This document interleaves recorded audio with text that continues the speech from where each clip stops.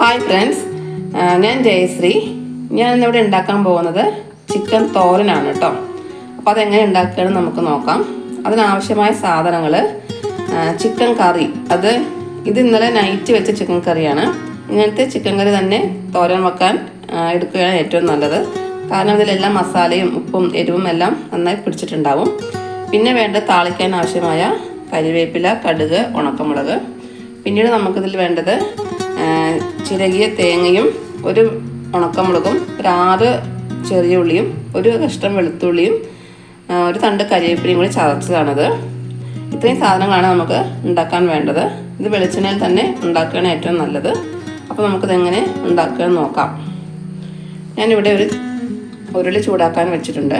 ഇതിലേക്ക് നമുക്ക് വെളിച്ചെണ്ണ ഒഴിച്ചു കൊടുക്കാം. ഉരുളി നന്നായി ചൂടായിട്ടുണ്ട്.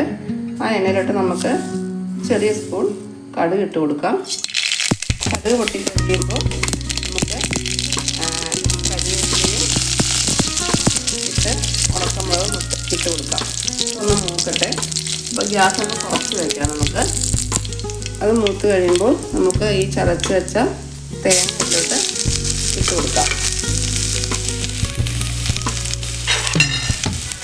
അതൊന്ന് ഇളക്കി കൊടുക്കുക. 2 സെക്കൻഡ് ഇളക്കിയാൽ മതി കേട്ടോ. അതിന് ശേഷം നമ്മൾ തയ്യാറാക്കി വെച്ച കറി ഇതിലേക്ക് ഇട്ട് കൊടുക്കാം.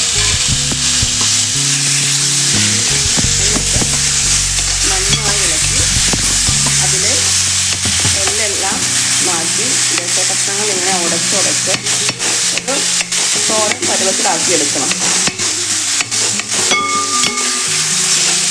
ഒരു 10 മിനിറ്റ് ഇങ്ങനെ ഇളക്കി കൊടുക്കണം. ഇത് എല്ലാ കഷ്ണങ്ങളും നന്നായി ഉടച്ച് കൊടുക്കണം.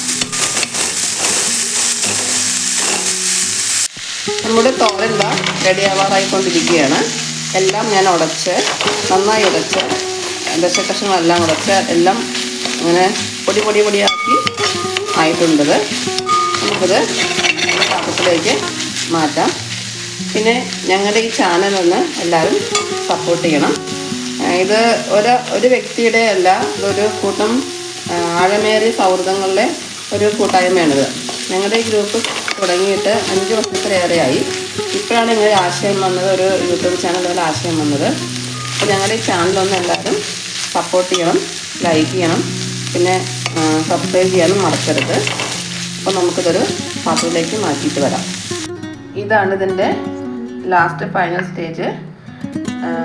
എല്ലാവരും ഒന്ന് ഉണ്ടാക്കി നോക്കണം. നല്ല ടേസ്റ്റാണ്.